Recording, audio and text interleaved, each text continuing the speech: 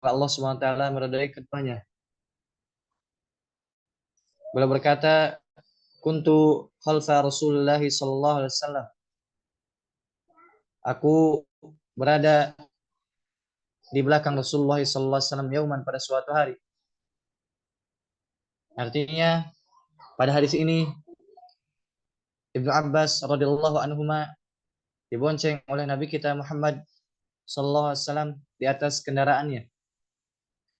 Kemudian Nabi SAW bersabda, ya gulam, wahai anak kecil, inni u'allimuka kalimat. Sesungguhnya aku akan mengajarimu beberapa kalimat. Jadi Nabi Muhammad SAW pada hadis ini pertama kali yang beliau ucapkan pada anak kecil ini, ya gulam, wahai anak kecil. Supaya apa? Supaya anak kecil ini, yakni Ibnu Abbas, memperhatikan apa yang diucapkan oleh Nabi Muhammad SAW setelah. Ini termasuk dari husnul adab fi ta'lim, termasuk dari baiknya pengajaran Nabi Muhammad SAW, di mana sebelum memulai pembelajarannya memulai dengan muqaddimah. Supaya apa? Supaya anak tersebut bisa tarkiz, bisa fokus, sehingga materi yang disampaikan atau nasihat yang disampaikan bisa diterima dengan baik. Oleh karenanya di sini mulai dengan kata ya gulam, wahai anak kecil. Kemudian setelah itu inni u'allimuka kalimat. Sesungguhnya aku akan mengajarimu beberapa kalimat. Apa itu? Yang pertama, ihfadillah ihfadka. Jagalah Allah, niscaya Allah akan menjagamu. Ihfadillah tajidhu tujahaka. Jagalah Allah, niscaya engkau jumpai Allah berada di hadapan. Idza sa'alta fas'alillah, jika engkau minta kepada Allah. Idza anta fasta'in billah, dan jika engkau memohon bantuan, bisa minta hendaknya memohon bantuan, pertolongan hanya kepada Allah Subhanahu wa taala. Wa'lam, ketahuilah annal ummat, seandainya seluruh umat, lawi jitama'at, yang mana seluruh umat tersebut berkumpul, ala an yanfa'uka bi syai'in lam yanfa'uka illa bi syai'in qad kataballahu lak. Seandainya seluruh umat ini berkumpul kemudian ingin memberikan manfaat kepadamu, ketahuilah mereka tidak mungkin bisa memberikan manfaat kecuali apa yang Allah telah tetapkan untukmu. Wa in jama'u ala an yadurruka bi syai'in lam yadurruka illa bi syai'in qad kataballahu 'alaik. Dan seandainya mereka seluruh umat itu mereka bersatu padu kemudian ingin membahayakanmu, maka ketahuilah mereka tidak akan mampu membahayakanmu kecuali sesuatu yang telah ditetapkan oleh Allah Subhanahu wa taala. Rufa'atil aqlam wa jaffatis suhuf. Pena-pena telah kering, wa jaffatis suhuf. Atau pena-pena telah diangkat, kemudian lembaran-lembaran telah kering. Hadis riwayat At-Tirmidzi, dan beliau berkata hadis hasanun sahih. Jamaah masyaallah muslim rahimakumullah. Pada potongan hadis ini kita bisa mengambil beberapa pelajaran. Di sini disebutkan di antara kalimat yang diberikan oleh Nabi Muhammad SAW kepada ponakannya sahabat Ibnu Abbas radhiyallahu anhu. Yang pertama kali ihfadillah yahfadka.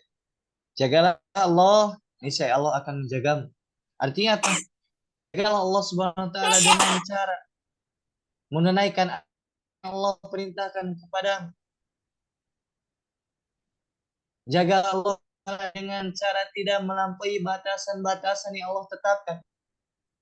Jagalah Allah Subhanahu wa taala dengan cara tidak bermaksiat kepadanya. Ini makna ihfadillah, jagalah Allah, bertakwa kepadanya. Amalkan yang perintahkan, jauhi apa yang larang. Ihfadillah, jagalah Allah Subhanahu wa taala dengan cara yang tadi yang disebutkan. Kemudian yahfadka, niscaya Allah akan menjagamu. Allah akan menjagamu dari berbagai macam mara bahaya di dunia dan akhirat. Karena ketahuilah bahwasanya bahaya yang didapatkan oleh semua orang di dunia dan di akhirat disebabkan dosa yang ia lakukan. Seandainya ia berusaha membersihkan diri dari dosa, ia akan dijaga oleh Allah Subhanahu wa taala dari mara bahaya. Bahkan yang lebih menakjubkan lagi, Allah tidak hanya menjaga orang tersebut, bahkan Allah akan menjaga keturunannya. Yang orang yang bertakwa kepada Allah Subhanahu wa taala, Allah akan jaga ia dan jaga anak keturunan. Sebagaimana ma'ruf yang kita baca di setiap hari Jumat. Salah satu kisah antara Nabi Khadir dan Nabi Musa alaihi wassalam, yang mana ketika itu Nabi Khadir dan Nabi Musa alaihissalam membangun atau menegakkan dinding yang ingin roboh, yang akan roboh. Kemudian setelah itu singkat cerita dijelaskan bahwasanya dinding tersebut di bawahnya ada harta, yang mana harta tersebut adalah peninggalan bapak yang soleh untuk anak. Wa kana abuhuma sholih, yang mana kedua orang tuanya itu soleh. Dia bagaimana Allah Subhanahu wa taala menjaga anak keturunan orang yang soleh. Begitupun kita, seandainya kita misalkan ingin dijaga oleh Allah Subhanahu wa taala, dan tentu kita ingin dijaga oleh Allah Subhanahu wa taala, maka ihfadillah, jagalah Allah Subhanahu wa taala. Kita juga ingin dijaga anak keturunan kita, keluarga kita, maka ihfadillah, jagalah Allah Subhanahu wa taala. Yahfadka, insya Allah Subhanahu wa taala akan menjaga engkau. Ihfadillah tajidhu tujahak. Dan jika engkau juga menjaga Allah Subhanahu wa taala, niscaya engkau dapati Allah berada di hadapanmu. Artinya apa? Allah Subhanahu wa taala akan di hadapan kita berupa pertolongannya. Berupa kita akan kena musibah, Allah Subhanahu wa taala akan memberi kesabaran kepada kita. Kita misalkan dapat kesulitan, Allah akan berikan kepada kita pertolongan dan seterusnya. Karena ketahuilah bahwasanya al-jaza min jinsil amal. Bahwasanya yang namanya balasan itu tergantung dari jenis amalan. Jika kita melakukan ketaatan kepada Allah SWT, kita menjaga batasan-batasan Allah, Allah akan menjaga kita. Ketika kita butuh, Allah akan datang kepada kita. Allah akan berikan kemudahan kepada kita. Idza sa'alta fas'alillah. Dan jika engkau minta kepada Allah. Ini lihat bagaimana Nabi Muhammad SAW mengajarkan gulam, anak kecil ini tauhid. Yang mana idza sa'alta fas'alillah, jika engkau minta hanya kepada Allah Subhanahu wa taala. Nah, begitu pun kita dalam mendidik misalkan anak kita. Hendaknya yang pertama kali tanamkan dalam anak kita masalah tauhid. Jika engkau ingin sesuatu, langsung berdoa kepada Allah Subhanahu wa taala. Tanamkan pada mereka bahwasanya kita itu hanya sebagai perantara saja, sebab saja. Abi bisa misalkan kasih ini kepada anak-anak kita atau kepada adik, misalkan ini semua rezeki dari Allah Subhanahu wa taala. Kenapa? Karena seandainya Allah tidak memberikan rezeki kepada kita, kita juga tidak mungkin bisa memberikan pemberian kepada anak kita.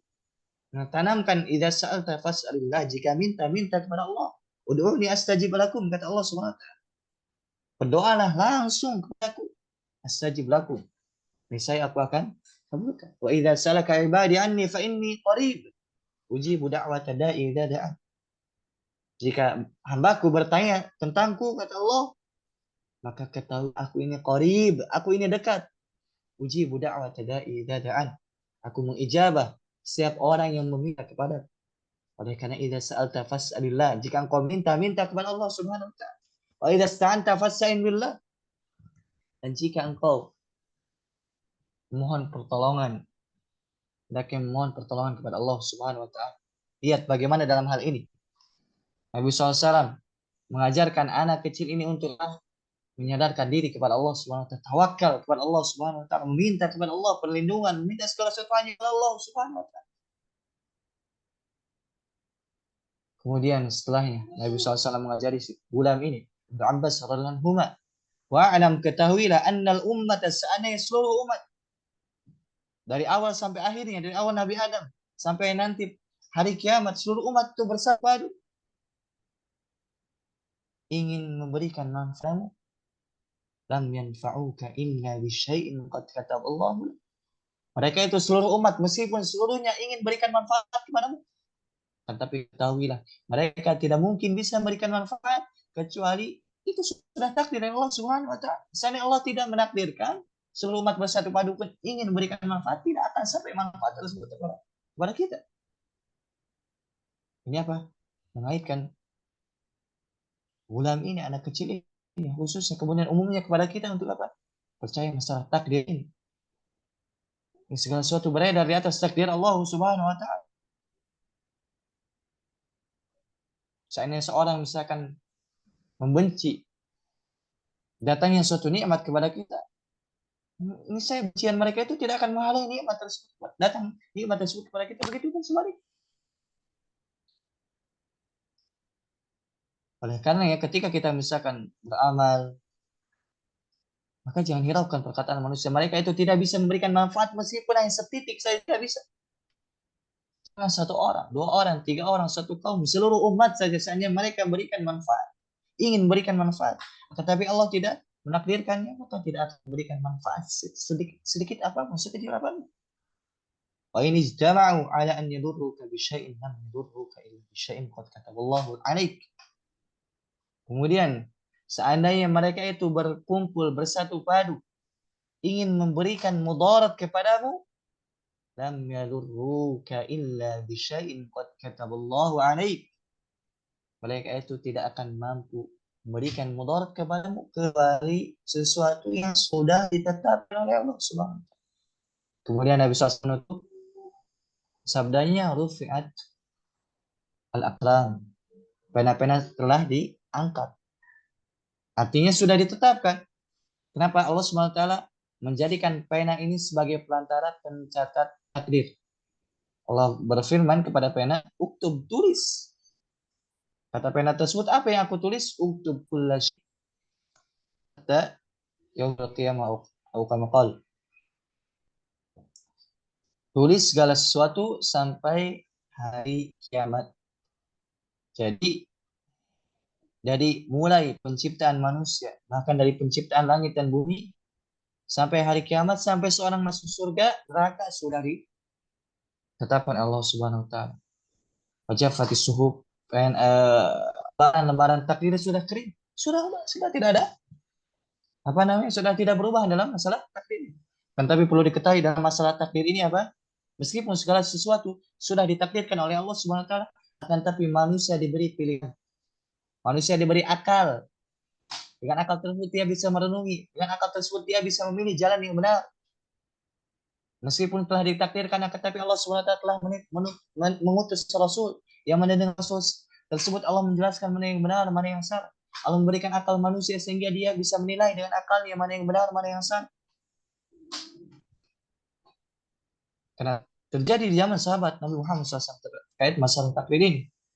Nabi SAW bersabda bahwasanya tidaklah seorang dari kalian kecuali telah ditetapkan tempat duduknya di neraka atau di surga. Kata para sahabat, sebagian sahabat, ya Rasulullah, kenapa kita tidak diam saja, bersandar saja? Yani pasrah terhadap takdir. Kata Nabi Muhammad SAW, tidak. Akan tapi i'malu, beramanah kalian, fakullun muyassarun lima khuliqa. Karena setiap kalian itu akan dimudahkan menuju apa yang ia diciptakan. Jika dia termasuk dari orang yang penghuni surga, ia termasuk orang yang bahagia, Allah akan mudahkan bagi dia jalan-jalan ketaatan. Ketika kita misalkan mudah untuk melaksanakan jalan ketaatan, maka berbahagia kita, bersyukur pada Allah Subhanahu wa taala. Kenapa Allah telah mudahkan jalan ini? Mudah-mudahan ketika Allah mudahkan jalan ini, maka kita berharap misalkan Allah menetapkan kita menjadi penghuni surga. Kenapa? Karena jika seorang dia termasuk orang yang kelak akan masuk surga, Allah mudahkan dia untuk mengamalkan amal-amal ketaatan. Nah, tapi jangan magrur, jangan tertipu. Kenapa? Karena bisa jadi seorang misalkan melakukan amal ketaatan, tapi apa? Ujung-ujungnya sebelum meninggal dunia apa? Dia beramal dengan amal ahli nar, sebagaimana telah dibahas hadis. Artinya apa? Kita menggabungkan antara roja, harapan kita kepada Allah Subhanahu wa taala ketika kita beramal saleh, ketika Allah mudahkan kita untuk beramal saleh, kita berharap bahwasanya itu apa? Tanda kebaikan. Kita berharap bahwasanya itu adalah sesuatu yang dapat mengantarkan kita ke surga.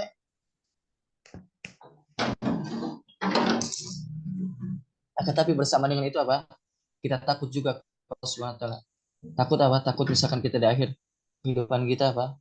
Kita misalkan melenceng, naudzubillah, kita bukan antara rasa takut dan harap kepada Subhanahu wa taala. Jadi jangan magrur. Meskipun kita misalkan dimudahkan untuk ketaatan, tapi jangan magrur tertipu. Jika misalkan seorang termasuk dari penghuni neraka atau dia termasuk orang yang sengsara, Allah akan mudahkan dia menuju jalan tersebut, jalan. Yani Allah SWT akan mudahkan dia melaksanakan keburukan-keburukan. Allah akan mudahkan dia untuk melaksanakan dosa-dosa. Oleh karena ketika kita misalkan terjatuh kepada dosa, takutlah kita. Termasuk orang yang dimudahkan untuk melaksanakan keburukan sehingga naudzubillah ujungnya. Maka naudzubillah. Maka kita takut kepada Allah SWT ketika misalkan dimudahkan kepada kita jalan-jalan keburukan. Dimudahkan kepada kita misalkan kita berbuat maksiat, takut kepada Allah SWT. Oleh karena seorang mukmin tidak terlepas dari hal ini. Dia berharap kepada Allah SWT, kemudian dia juga takut kepada Allah SWT. Bahkan kata Ibnu Qayyim rahimahullah ta'ala, seorang itu berjalan menuju Allah bagikan seorang burung atau bagikan seekor burung yang mana kepalanya itu adalah mahabbah, intinya itu mahabbah, cinta kepada Allah Subhanahu wa taala. Kemudian dia juga berjalan menuju Allah dengan kedua sayap. Sayap yang pertama haroja, berharap, kemudian sayap yang kedua adalah takut kepada Allah Subhanahu wa taala. Maka hendaknya kita menggabungkan tiga hal ini. Cinta kepada Allah Subhanahu wa taala yang mana terdorong untuk beramal, begitu pun rasa harap, begitu pun rasa takut mesti ada dalam seorang para ulama sebagai rukun ibadah. Jadi rukun ibadah itu tiga ini.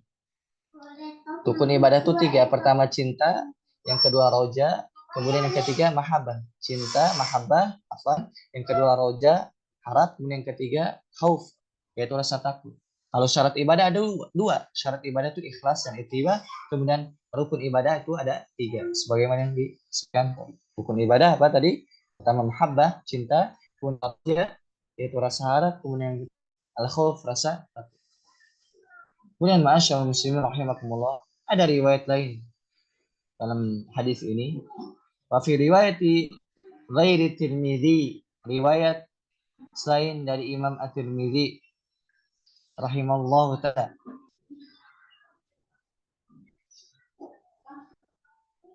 Ihfazillah tajidu amamaka. Jagalah Allah Subhanahu wa taala, niscaya Allah akan jagalah Allah Subhanahu wa taala, niscaya akan dapati Allah berada di depanmu, yakni dengan pertolongannya dan seterusnya. Kemudian ta'arruf ila Allah fir raha. Kenalilah Allah Subhanahu wa taala di dalam engkau atau dalam keadaan engkau raha, yaitu dalam keadaan engkau lapar. Ya, kenali Allah Subhanahu wa taala dalam keadaan engkau lapar. Ya'rifka fi syiddah. Niscaya ketika engkau susah, Allah kenal. Lihat hadis yang mulia ini. Nabi Muhammad SAW bersabda, ta'arruf ila Allah fir raha. Mendekatlah diri kepada Allah. Kenalilah Allah saat engkau lapang. Artinya ketika kita lapang, maka kita sibukkan diri kepada Allah SWT. Sibukkan diri dengan beribadah kepada Allah SWT. Ya'rifka fi syiddah. Niscaya kelak ketika engkau susah, Allah akan mengenalmu. Allah akan berikan kemudahan kepada Allah, akan mudahkan segala urusan. Allah akan selesaikan segala urusan. Dan seterusnya. Maka jika kita misalkan ingin dibantu ketika kita susah oleh Allah, maka hendaknya ketika kita lapang, kita sibukkan diri beribadah kepada Allah Subhanahu wa taala. Ini mungkin rahasianya, apa? Termasuk rahasianya ketika seorang misalkan dalam keadaan syiddah, sulit, susah, payah. Ternyata bantuan tidak kunjung datang dari Allah Subhanahu wa taala. Mungkin salah satu sebabnya yaitu ia ketika dalam keadaan lapang berpaling dari Allah Subhanahu wa taala. Karena ketika seorang dalam keadaan lapang, ia fokus beribadah kepada Allah Subhanahu wa taala, ya'rifka fi syiddah. Saya ketika dalam keadaan sulit, Allah akan mengenal, Allah akan membantu, Allah akan memberikan kemudahan untuk menyelesaikan segala urusan.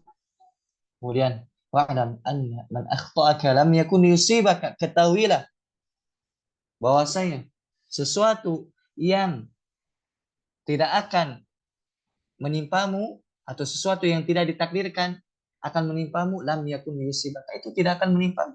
Artinya misalkan seorang memang tidak ditakdirkan untuk terjatuh pada sesuatu hal misalkan, maka sesuatu hal tersebut tidak akan menimpa orang tersebut. Kenapa? Karena tetap tadi seorang di dunia ini terikat dengan takdir Allah SWT. Wa'alam anna ma akhta'aka lam yakun yusibaka. Sesuatu yang dari engkau, sesuatu yang tidak ditakdirkan oleh Allah untuk jatuh ke kamu, maka sesuatu tersebut tidak akan mengenai. Mama asabaka lam yakun liyukhti'aka. Begitu sebaliknya, sesuatu yang sudah ditakdirkan akan maka itu tidak akan meleset sama sekali. Sesuatu yang memang sudah ditakdir gitu, tidak akan meleset sama sekali. Oleh karena yang disebutkan di hadis lain bahwasanya ketika seorang misalkan terkena takdir, maka jangan katakan lau. Misalkan dia terkena takdir sesuatu hal, misalkan dia katakan lau, seandainya lau anni fa'altu kada wa kada, lau anni fa'altu kadza kana kadza wa kadza. Seandainya saya lakukan ini, tentulah saya tidak akan seperti ini. Contoh misalkan seorang, naudzubillah min dzalik, misalkan dia kecelakaan misalkan. Kemudian dia bergumam di dalam hatinya, duhai seandainya saya tidak lewat jalan ini misalkan. Ini termasuk apa? Termasuk dari kurang beriman kepada takdir. Kenapa? Karena memang kalau sudah takdirnya pasti engkau lewat jalan situ. Kalau memang sudah takdirnya pasti engkau celaka. Itu makna dari potongan hadis ini. Ya, segala sesuatu yang memang sudah ditakdirkan kepadamu tidak akan meleset. Begitupun sesuatu yang memang tidak ditakdirkan kepadamu tidak akan menimpa. Orang ketika dia percaya dalam masalah takdir ini hidupnya enak, dia tidak mungkin menghayal ke sana ke sini, kemudian tidak mungkin terlalu sedih dalam masalah takdir, tidak. Tapi dia lapang dadanya. Kenapa segala sesuatu sudah ditakdirkan oleh Allah SWT? Dia meyakini bahwasanya Allah Arhamur Rahimin, dialah zat yang paling penyayang di antara penyayang. Oleh karena ketika misalkan kita dikena musibah, hendaknya kita berbaik sangka kepada Allah SWT. Kita yakini bahwasanya al-khair khairatullah, yang terbaik adalah pilihan Allah. Kita meyakini nama Allah asma husna, salah satunya adalah Ar-Rahim. Allah Maha Penyayang, Al-Karim, Maha Dermawan, dan seterusnya. Nama Allah begitu baik. Oleh karena ketika kita misalkan terkena musibah, hendaknya apa, kita berbaik sangka kepada Allah SWT. Bahwasanya itu yang terbaik bagi kita. Ana inda dhanni 'abdi bi, kata Allah, aku ini sesuai dengan prasangka hamba. Jika kita berprasangka baik, Allah akan wujudkan kebaikan. Sebaliknya jika kita berprasangka buruk, Allah akan wujudkan keburukan tersebut. Ana inda dhanni 'abdi bi, sesungguhnya aku itu sesuai dengan prasangka hambaku padaku.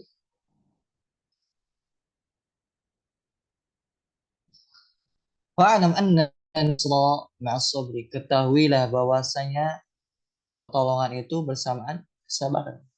Kata Nabi Muhammad SAW bahwasanya pertolongan itu bersamaan dengan kesabaran. Seorang jika ingin ditolong oleh Allah SWT, hendaknya dia bersabar. Bersabar dalam melaksanakan ketaatan, bersabar dalam menjauhi maksiat, bersabar dalam menahan perihnya takdir yang kurang baik. Hendaknya dia bersabar jika memang dia ingin ditolong oleh Allah SWT. Kenapa? Anna suama as-sabri, bahwasanya yang namanya kemandirian pertolongan itu bersamaan dengan kesabaran. Wa annal faruja ma'al karbi, bahwasanya kesempitan itu atau kemudahan itu bersama kesempitan. Artinya soal misalkan jika ingin lapang, nanti apa jika misalkan sempit terus, maka ujung-ujungnya pasti kemudahan. Kenapa? Tidak mungkin hidup itu terus-menerusnya sempit, tidak. Pasti di sana ujung-ujungnya masih ada lapang. Oleh karena di akhir hadis ini Nabi SAW bersabda, wa anna ma'al usri yusra, bahwasanya yang namanya kesulitan itu setelahnya pasti kemudahan. Pasti. Sulit apapun kondisi seorang, pasti ujung-ujungnya kemudahan. Apalagi masalah dunia ini. Masalah dunia apa? Sesulit apapun masalah dunia ini, jika itu bukan berkaitan dengan agama kita, itu tidak ada apa-apa. Masalah dunia ini, ketika diuji misalkan dengan masalah dunia ini, jika bukan masalah agama, itu tidak ada apa-apanya. Kenapa? Masalah dunia ini jika diuji misalkan musibah, maka tidak terlepas dari dua hal. Bisa jadi itu apa? Pengukur dosa kita. Yang kedua bisa jadi menaikkan derajat kita. Sudah enak. Seorang mukmin itu enak. Ketika misalkan dia berpikir musibah itu apa? Untuk menghapuskan dosa dia atau mengangkat derajat dia, enak dia. Hidupnya lah, lapang, tenang. Dan ini perlu dilatih. Perlu dipaksakan. Kenapa? Yang namanya kebaikan memang seperti itu, harus dipaksakan, harus dilatih. Berusaha lapang. Oleh karena Nabi SAW bersabda, ajaban li amril mu'min. Sungguh mengherankan perkara seorang mukmin. Heran Nabi Muhammad SAW. Takjub. Inna amrahu kullahu khair. Segala perkaranya itu, seluruh perkara itu sangat baik. Jadi semua perkara setiap mukmin itu seluruhnya baik. Walaysa illa lil mu'min. Itu tidak dapatkan kecuali oleh seorang mukmin. Nasobatu sarra syakar. Jika dia ditimpa dengan sesuatu yang senang, dia mendapatkan sesuatu yang senang, syakar, dia bersyukur. Fakana khairan lah, dan itu baik bagi dia. Wa in asobatu darra sabar, dan jika ditimpa sesuatu yang tidak mengenakan, suatu musibah, sabar, dia bersabar. Fakana khairan lah, dan itu baik bagi dia. Baik seorang mukmin itu apapun yang menimpa dia itu adalah kebaikan. Oleh karena misalkan kita Ketika kita uji bersabar, ketika kita beri kita bersyukur. Ini baik untuk kita. Allah alam. Kemudian kita lanjutkan pada hadis selanjutnya, yaitu al-hadis al-ishrun, hadis yang ke-20. Dari Ibnu Mas'ud,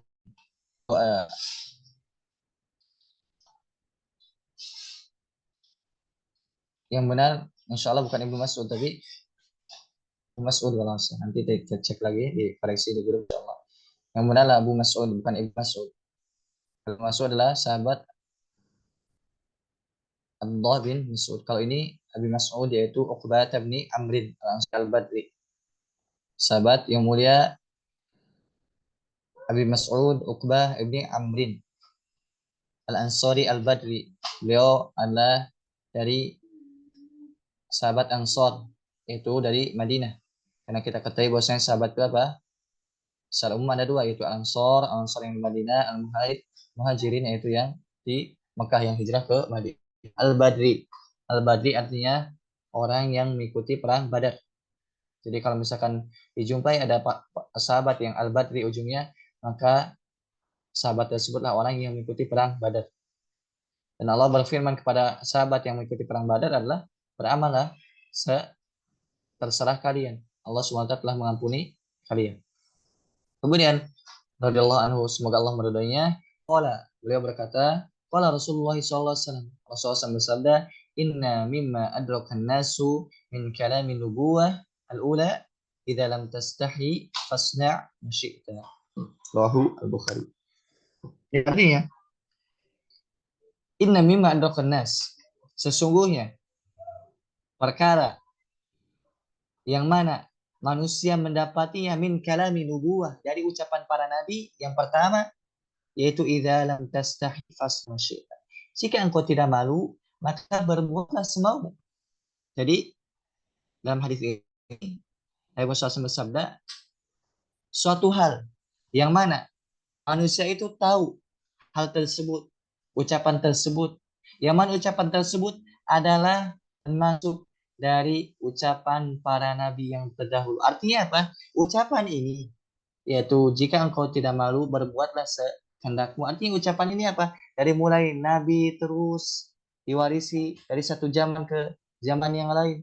Kemudian terus diwarisi dari zaman ke zaman terus sampai ke umat ini Nabi Muhammad SAW. Maka kata-kata ini apa? Termasuk yang diwarisi. Artinya itu. Yang diwarisi itu apa? Dari satu umat ke umat yang lain terus sampai kepada kita. Jadi ucapan ini apa? Termasuk dari syariat seluruh para nabi. Itu maknanya. Di dalam tastahi fasna masyita. Jika engkau tidak mampu, maka berbuatlah sekehendakmu. Rahu al-Bukhari. Dalam hadis ini kita bisa mengambil beberapa pelajaran. Yang pertama, syaraful haya'i li'annahu ma min nabiyyin ila fahassa alaih.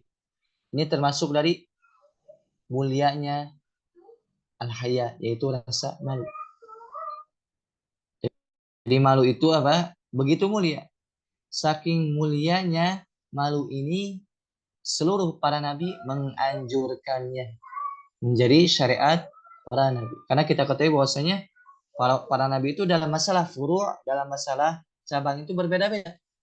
Akan tapi dalam masalah usul, masalah pokok apa? Mereka itu sama, dari misalkan tauhid, jauh syirik, dan masalah pokok lainnya. Salah satu yang disepakati syariatnya rasa malu ini. Salah satu yang disepakatinya adalah rasa malu ini. Oleh karena beruntunglah bagi orang-orang yang mempunyai rasa malu. Dan ini datang dari hadis yang bahwasanya al-haya'u khairun kullu. Bahwasanya yang namanya malu itu seluruhnya kebaikan. Ini sabda Nabi Muhammad SAW. Jadi kita meyakini bahwasanya rasa malu itu seluruhnya kebaikan. Nah pertanyaannya, Pak Ustaz, di sana ada misalkan rasa malu yang mencegah seorang dari beramal soleh. Itu dalam bahasa Arab bukan haya. Jadi dalam bahasa Arab, rasa malu yang menghalangi seorang dari beramal itu bukanlah haya. Akan tetapi itu nama khojal. Jadi dalam bahasa Arab bahwasanya al-haya itu seluruhnya baik. Yaitu apa? Artinya rasa malu yang mencegah ia dari keburukan. Rasa malu yang mendorong dia untuk melakukan ketaatan. Ini rasa yang terpuji. Di al-haya dalam bahasa Arab artinya apa? Sesuatu yang dapat mendorong seorang untuk beramal soleh, untuk berperilaku baik, untuk melakukan sesuatu hal yang terpuji. Ini haya dalam bahasa Arab. Kemudian haya juga dalam bahasa Arab apa? Sesuatu hal yang mencegah seorang dari berbuat buruk. Ini juga haya. Jadi misalkan seorang mendapati ini dalam dirinya, dia malu ketika melakukan keburukan, puji Allah, itu adalah yang mulia.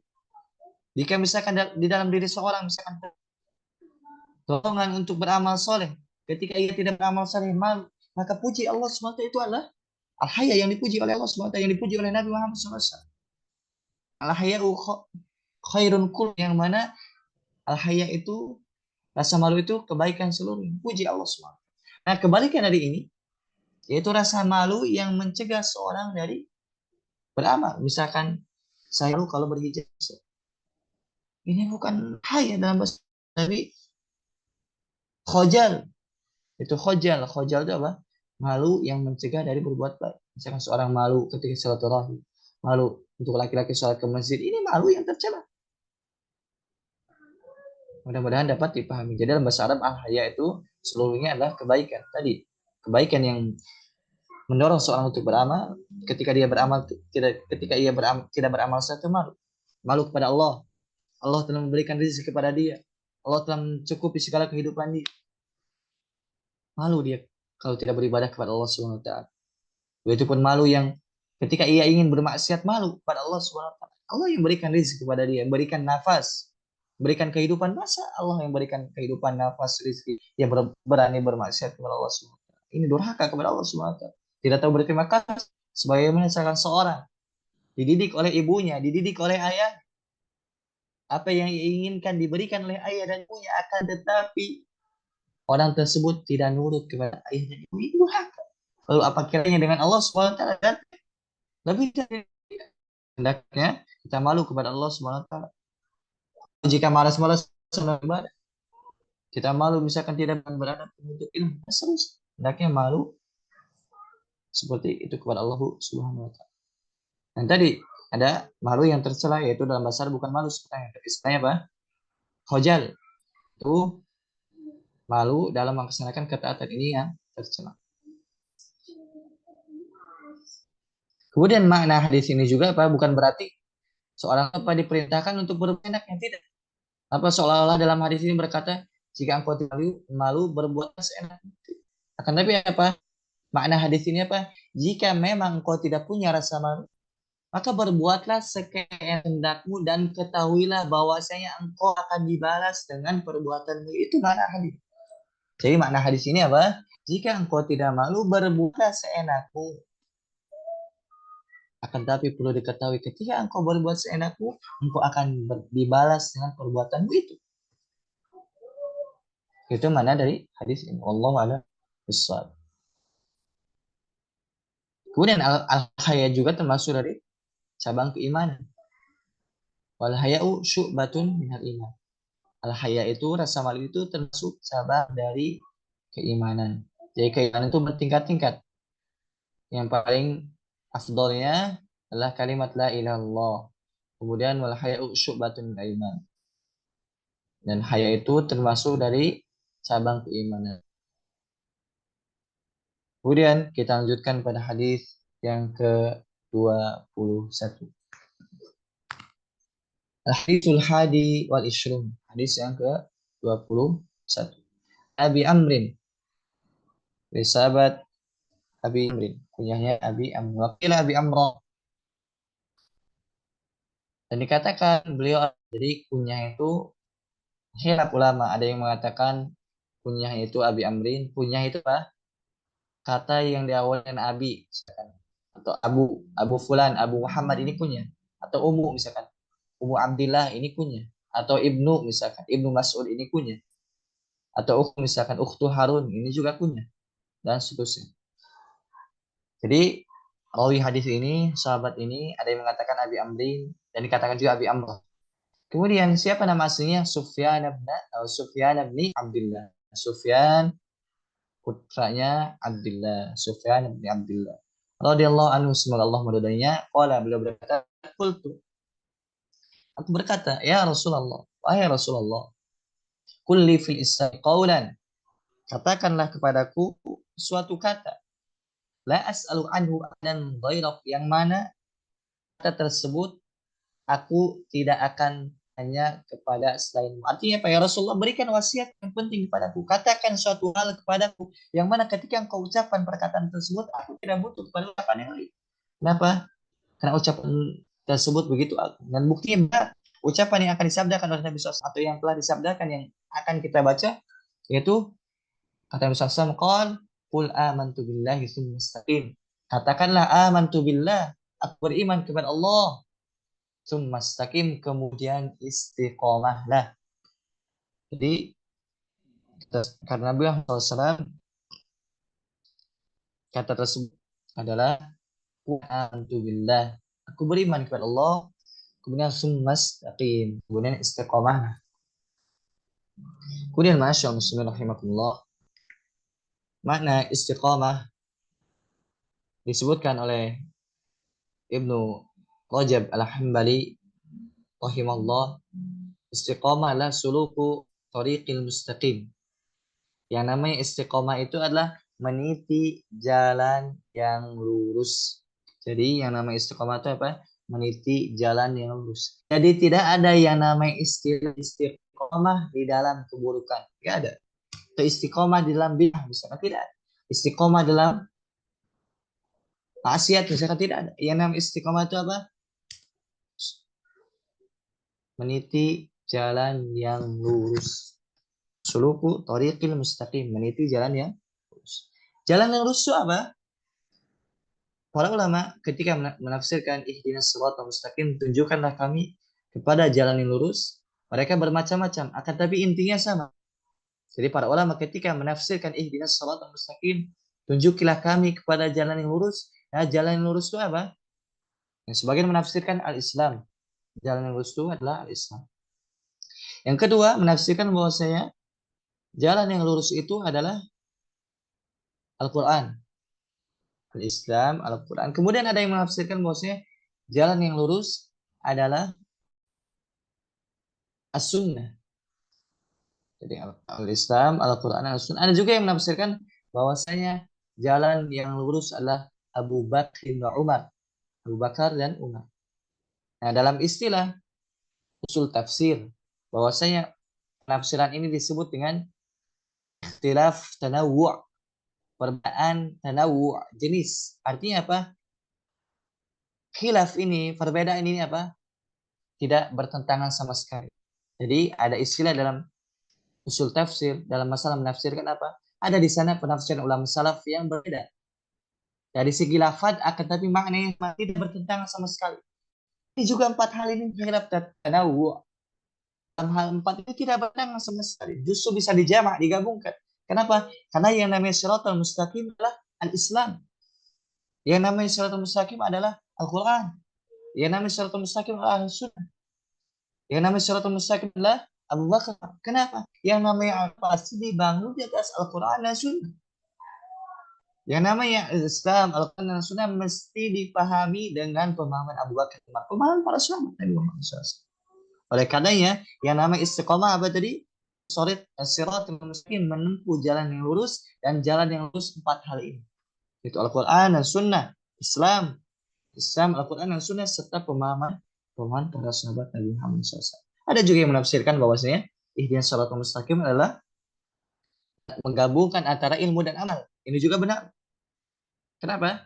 Karena jalan yang lurus itu adalah ihdinas siratal mustaqim. Jalan yang lurus itu adalah ghairil maghdubi 'alaihim waladdallin. Bukan jalan Yahudi, orang yang dimurkai yaitu Yahudi, yang mana orang yang dimurkai tersebut seperti Yahudi dan semisalnya, mereka itu tahu akan tetapi tidak beramal. Ini orang al-maghdub alaihim, orang yang dimurkai. Siapa itu? Orang yang tahu ilmunya akan tapi tidak beramal. Waladdallin, bukan juga orang yang sesat. Itu orang yang beramal tanpa ilmu. Anda ulangi, bahwasanya jalan yang lurus adalah bukan jalan yang murkai, yaitu orang yang dia berilmu tapi tidak beramal. Bukan juga jalan orang-orang yang sesat, yaitu orang yang beramal tanpa ilmu. Tidak. Artinya apa? Jalan yang lurus itu menggabungkan antara ilmu dan amal. Sebagaimana kata Syekhul Islam rahimallahu ta'ala. Jadi ini salah satu makna ihdinas shiratal mustaqim. Ihdinas shiratal mustaqim tadi yang hal itu disebutkan oleh Ibnu Katsir dalam tafsirnya, yaitu Al-Qur'an Islam, Al-Qur'an, Sunnah, pemahaman sahabat Abu Bakar Umar. Kemudian salah satu penafsiran kata Syekhul Islam bahwasanya jalan yang lurus adalah jalan yang menggabungkan antara ilmu dan amal. Nah, hendaknya bagi kita misalkan yang istiqomah meniti jalan ini, jalan ilmu dan amal, kemudian jalan Islam, Al-Quran dan Sunnah, serta pemahaman para sahabat Muhammad SAW. Kenapa? Seandainya kita misalkan mengamalkan wasiat dari Nabi Muhammad SAW, seandainya kita mengamalkan wasiat dari Nabi Muhammad SAW berupa kul amantu billahi, beriman kepada Allah, tsumma istaqim, kemudian istiqamah, meniti jalan lurus, meniti ilmu dan amal, meniti al-Islam, Al-Quran dan Sunnah pemahaman para sahabat, niscaya kita akan akhirat. Man amila sholihan min dzakarin aw unsa falanuhyiyannahu hayatan thayyibah wa lanajziyannahum ajrahum bi ahsani ma kanu ya'malun. Barang siapa yang dia beramal soleh, baik laki-laki ataupun perempuan, dan dia dalam keadaan beriman, Allah akan berikan kehidupan yang baik di dunia ini, sedangkan di akhirat Allah akan balas dengan sesuatu yang lebih baik dari amalan. Lihat, orang yang menggabungkan antara ilmu dan amal, antara keimanan, dia akan bahagia dunia dan akhirat. Oleh karena yang satu hadis saja ini, misalnya kita terapkan dalam kehidupan sehari-hari, bahagia kita dunia dan akhirat. Dan menunjukkan apa? Agungnya hadis yang ada dalam kitab Al-Arba'in Nawawi. Dan hadis-hadis yang kita telah pelajari semuanya kandungan seperti ini, mencakup seluruh agama, atau paling tidak mencakup pokok-pokok agama. Oleh karena alangkah baiknya jika kita mampu menghafalkan hadis ini, kemudian kita mampu memahaminya, tetapi jangan mampu menghafal dan memahami, tetapi amalkan dalam kehidupan sehari-hari. Kenapa? Yang namanya inti dari ilmu adalah amal. Inti dari ilmu adalah amal. Jadi goyah keinginan terbesar kita bukan hanya sekedar ilmu, enggak, bukan, tapi apa? Bagaimana goyah keinginan kita adalah amal. Ini makna dari amantu billahi semesta. Karena ketahuilah bahwa yang namanya istiqomah itu sesuatu yang istiqomah itu bukan sesuatu yang mudah. Karena yang pahala yang Allah sediakan bagi orang-orang yang istiqomah, pahala yang agung, pahala yang mulia. Salah satunya apa? Tadi bagian akhirat. Kemudian ketika meninggal dunia, maka tatanazzalu alaihimul malaikah, beristiqamah. Maka ketika nanti dia meninggal dunia, tatanazzalu alaihimul malaikah, malaikat akan turun kepada dia. Saya mengatakan Allah taufu wa la tahzanu, jangan kau takut, jangan kau sedih. Bayangkan ketika seorang di masa-masa genting, di mana ketika ia dicabut nyawanya, akan dicabut nyawa, yang mana ketika nyawa dicabut apa? Begitu sakit. Kata Nabi Muhammad SAW, innalil mauti sakarat, bahwasanya yang namanya maut itu ada rasa sakit, ada sakaratnya. Sakarat itu apa? Sesuatu yang dapat menghilangkan akal. Oleh karena apa? Sakarat itu memabukkan. Kenapa? Karena dengan mabukkan itu hilang akal. Ini apa? Sakarat. Kenapa? Maut itu disebut sakarat karena memang sakit. Karena Nabi SAW makhluk yang paling mulia. Ketika dicabutnya kata Nabi SAW, innalil mauti sakarat, bahwasanya dalam batin itu ada rasa sakitnya. Begitu sakit. Nah, seorang yang dalam keadaan sakit seperti ini butuh yang namanya penenang. Butuh yang namanya orang yang memberikan kabar gembira. Yang mana orang yang dia istiqomah, dan kita berdoa kepada Allah Subhanahu wa taala, mudah-mudahan Allah Subhanahu wa taala memberikan hal itu kepada kita. Orang yang istiqomah dikatakan pada malaikat berkata kepada mereka, Allah takhafu wa la tahzanu, janganlah kalian takut.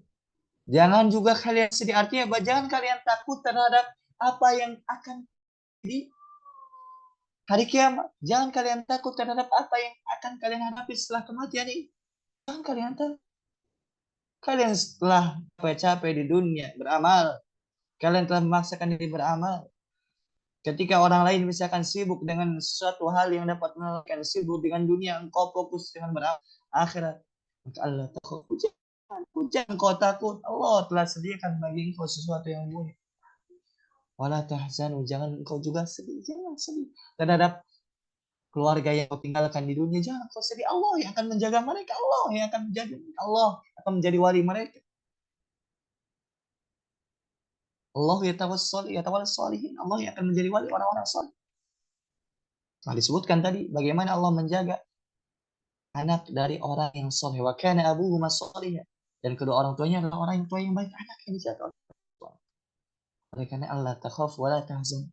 Jangan kau takut yang akan dihadapi di masa depan tadi, yakni setelah kehidupan, setelah kematian, kehidupan setelah kematian. Kemudian Allah wala tahzan. Jangan kau sedih terhadap keluarga yang kau tinggalkan. Akan tapi wa absyiru, berbahagialah, justru berbahagia, jangan takut, jangan sedih, berbahagialah. Absyiru bil jannati allati kuntum tu'adun, berbahagialah dengan surga yang telah dijanjikan oleh Allah Subhanahu wa taala. Nahnu awliya'ukum fil hayatid dunya, kata malaikat.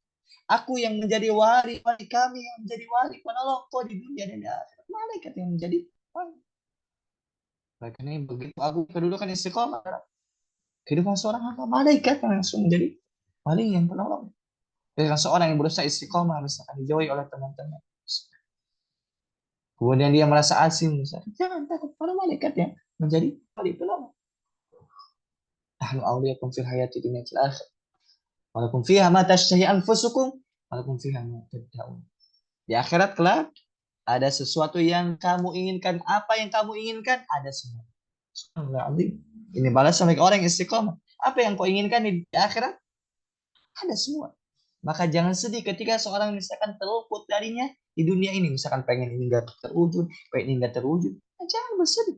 Di akhirat semua akan didapatkan, bahkan melampaui apa yang kita pikirkan. Karena akhirat itu kenikmatannya tidak bisa dibayangkan oleh kita. Sebagai disebutkan dalam hadis, a'dad sholihin, aku telah sediakan bagi hamba-hambaku yang soleh. Apa itu? Mala. Allah menyediakan bagi hamba yang soleh sesuatu yang mata belum pernah melihat kenikmatan. Subhanallahil-azim. Mata kita pernah melihat seperti apa misalkan keindahan dunia. Seorang misalkan pernah melihat misalkan di pantai atau langit atau apapun keindahannya, atau di Google misalkan di Raja Ampat, Singapura misalkan, itu indah. Surga lebih indah dari itu semua. Mana ain ra'at, mata yang belum pernah melihat kenikmatan. Wala udunun sami'at, begitu pun telinga belum pernah mendengar bagaimana keindahan surga. Subhanallah. Seorang misalkan pernah mendengar kabar bahwasanya di suatu tempat ada nikmatnya seperti ini. Sebenarnya dia mendengar bagaimana indahnya surga lebih lagi dari itu semua. Jangankan terlihat, jangan terdengar, wala khatara ala qalbi bashar, terbesit pun dalam hati, tidak pernah, saking indahnya, saking tingginya surga tersebut.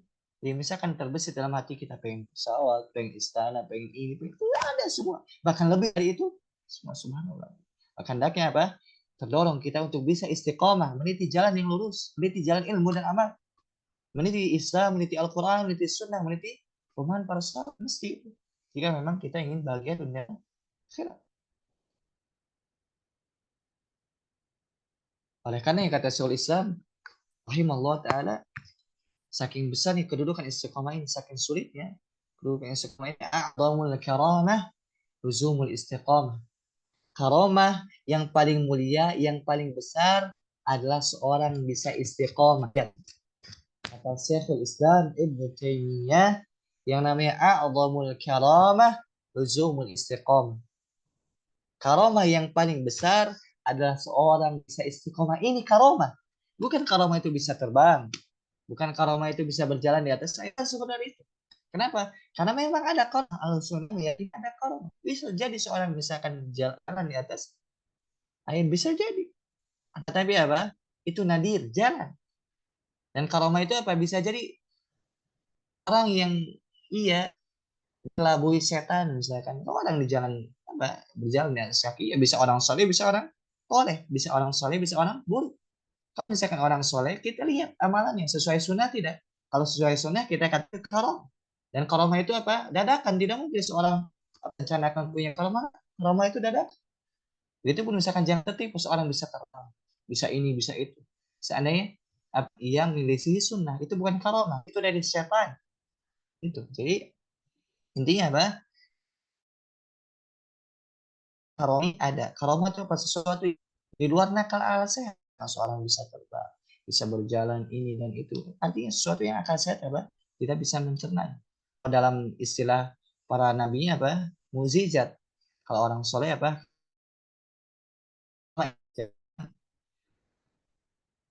Jarang dan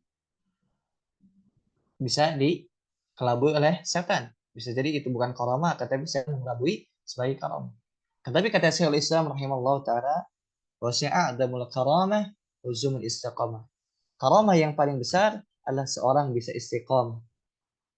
Dan jemaah masyaallah muslimin rahimakumullah, ketahuilah bahwasanya penghalang dari istiqamah adalah ittiba'ul hawa. Ini penting. Kalau bisa catat kemudian hafalkan, kemudian amalkan.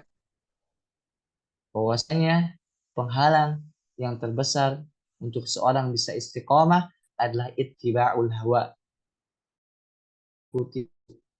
Mengikuti hawa nafsu termasuk dari penghalang istiqamah. Oleh karena ya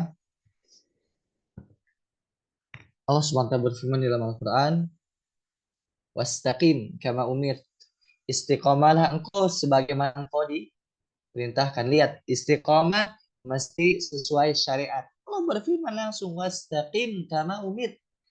Istiqomahlah sebagaimana engkau diperintahkan. Dia istiqomah sesuai syariat Islam. Istiqomah sesuai hawa nafsu tidak. Tapi istiqomah kama umir, wastaqim kama umir. Istiqomahlah sebagaimana engkau diperintahkan. Wala tattabi ahwa'ahum. Dan engkau mengikuti hawa nafsu mereka. Jangan engkau mengikuti keinginan mereka, orang-orang kafir, orang musyrik. Lihat bagaimana Allah mengatakan di dalam yang pertama ini, Allah mengatakan wastaqim, istiqomahlah engkau kama ahwa'ahum. Jangan engkau mengikuti hawa nafsu. Jangan engkau mengikuti keinginan orang-orang kafir. Lihat, berarti dalam hadis ini kita bisa mengambil pelajaran bahwasanya yang namanya istiqomah itu mesti sesuai syariat, dan yang namanya penghalang istiqomah adalah ittiba'ul hawa, mengikuti hawa nafsu. Kalau seorang mudah mengikuti hawa nafsu, sulit. Bisa jadi dia mengetahui ini haram, ini halal, ini tidak boleh, ini akan, tapi ketika ia mengikuti dia sudah menguasai hawa nafsunya. Oleh karena mengatakan orang yang mengikuti hawa nafsu itu ilahan, yang menjadikan hawa nafsu tersebut sebagai ilah, sembahan bagi dia. Kenapa? Dia menjadikan hawa nafsunya seolah-olah ilah, sebagai ilah. Yang mana ilah tersebut hanya dia bertindak. Misalkan seorang mengikuti hawa nafsunya, ketika hawa nafsu berkata ini lakukan, dia lakukan. Ketika hawa nafsunya berkata ini jangan lakukan, maka jangan lakukan. Dia seolah-olah ilah. Yang mana misalkan seorang mukmin ilahnya Allah. Ketika Allah memerintahkan, dia lakukan. Ketika Allah melarang, dia menahan diri. Kalau orang ilahnya atau Tuhannya itu hawa nafsu, ketika hawa nafsunya mengatakan iya, dia ikuti. Ketika hawa nafsunya mengatakan tidak, ia tidak ikut. Ia tidak melakukan. Dia. Oleh karena bagi kita berusaha untuk luzumul istiqamah. Saya istiqamah sebisa mungkin, dan tidak ada jalan kecuali kita belajar dan belajar. Salah satu hal yang bisa membuat kita istiqomah adalah belajar. Dengan belajar kita tahu Islam. Dengan belajar kita tahu Al-Quran. Dengan belajar kita tahu Sunnah. Dengan belajar kita tahu manhaj Abu Bakar. Dengan belajar kita tahu apa? Bisa beramal. Ini. Jadi salah satu untuk kita bisa istiqomah belajar. Dan ingat, jangan hanya belajar, akan tapi belajar Al-Quran, Sunnah, pemahaman para sahabat, dan setelah itu diamalkan. Penting. Kenapa? Kita saksikan banyak orang yang mungkin dia berilmu, yang mondok misalkan bertahun-tahun, akan tapi tidak ada nampak dalam diri dia. Ini sesuatu yang kita tidak inginkan. Misalkan nuntut ilmu 5 tahun, bahkan mungkin 10 tahun, bahkan di pondok misalkan 6 tahun. Akan tapi dalam kehidupan itu sedikit. Dia tidak misalkan dalam muamalah dia, dalam akhlak dia, kemudian dalam muamalah dia, dalam ibadah dia, tidak nampak. Mestinya tidak. Orang yang semakin belajar nampak. Oleh karenanya kata Hasan Al-Basri rahimahullah, beliau mengatakan bahwasanya di zaman dulu itu ketika seorang mulai belajar agama itu langsung kelihatan perubahannya. Dia mulai tawadu, mulai tenang. Matanya yang tadinya mungkin jelalatan jadi bisa ditundukkan. Kemudian telinga yang tadinya misalkan sesuatu yang haram bisa ditundukkan. Kemudian nampak pada dia rasa takut kepada Allah SWT. Nampak pada dia apa yang tadinya kurang ibadah, semangat dalam ibadah. Dan seterusnya. Ini mesti dalam kehidupan seorang penuntut ilmu mesti ada asar. Dampak dalam kehidupan sehari-hari. Ilmu sekarang maklumat. Kita misalkan sudah mempelajari berapa hadis sampai sekarang. Yaitu 21 hadis. Apa yang telah kita dapatkan dari hadis tersebut? Sudahkah ada perubahan pada diri kita? Sudah kita mulai mengerem pada apa yang Allah haramkan? Sudah kita mulai terdorong untuk beramal? Ini inti dari apa yang kita pelajari. Bukan yang sekarang maklumat. Kalau yang sekarang maklumat, orang orang kafir lebih pintar dari kita. Ya'rifunahu kama ya'rifuna abna'ahum. Orang Yahudi itu tahu Nabi Muhammad sebagaimana mereka tahu tentang anak mereka. Ya, begitu detail, begitu dalam mereka terhadap Nabi Muhammad SAW. Akan tapi apa? Ujungnya mereka adalah penghuni neraka. Mereka tidak beramal dengan ilmu yang telah mereka ketahui. Oleh karenanya apa? Nanti kita belajar insyaallah taala di pertemuan selanjutnya bahwasanya Al-Qur'an itu hujjatun laka 'alaik. Al-Qur'an itu bisa menjadi pembela bagi kita atau justru malah menjatuhkan kita. Salah satunya faktor amalan ini. Jadi mesti seorang penuntut ilmu itu tidak berhenti di ilmu saja, akan tapi apa? Amal. Ilmu sudah bagus, akan tapi apa? Amal. Hatta ilmu bil amal. Ilmu itu memanggil amal. Wa in ajaba wa illa irtahal. Jika amal itu penuhi seruan ilmu, maka ilmu itu akan datang. Jadi yang namanya ilmu ini memanggil amal. Jika si amal ini mendatangi seruan, jika tidak amalkan, ini kata Ali bin Abi Thalib. Oleh karena di akhir majelis ini kita berdoa kepada Allah Subhanahu wa taala, mudah-mudahan Allah memberikan hidayah dan taufik kepada kita untuk mengamal apa yang telah kita ketahui. Sebagaimana Allah memberikan kemudahan untuk kita berilmu dalam masalah ini, dalam masalah apa yang telah kita ketahui, mudah-mudahan Allah tidak memberikan hanya sebatas itu, akan tetapi Allah memberikan lebih dari itu, yaitu berupa amal. Allahumma anfa'na bima 'allamtana wa 'allimna ma yanfa'una wa zidna ilman ya arhamar rahimin. Subhanakallahumma bihamdika asyhadu an la ilaha illa anta astaghfiruka wa atubu ilaik. Assalamualaikum warahmatullahi wabarakatuh.